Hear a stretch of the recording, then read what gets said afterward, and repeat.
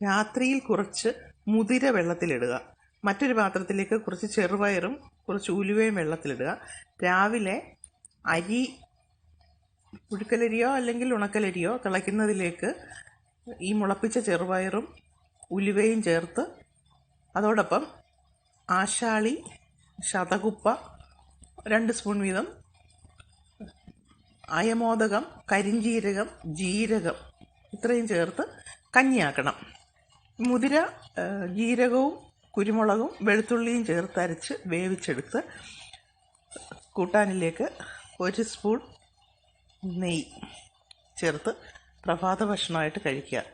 സകല മഴക്കാല രോഗങ്ങൾക്കും ആശ്വാസം. മുട്ടുവേദന, സന്ധിവേദന, നടുവേദന ഇതിനൊക്കെ ആശ്വാസം. പിന്നെ ഇത് BP, ഷുഗർ പോലുള്ള രോഗങ്ങളും കൂടുന്ന ഒരു സമയമാണ്. ജീവിതശൈലി രോഗങ്ങൾക്കും ആശ്വാസം. കുറഞ്ഞ ക്വാണ്ടിറ്റിയിൽ കഴിക്കുക.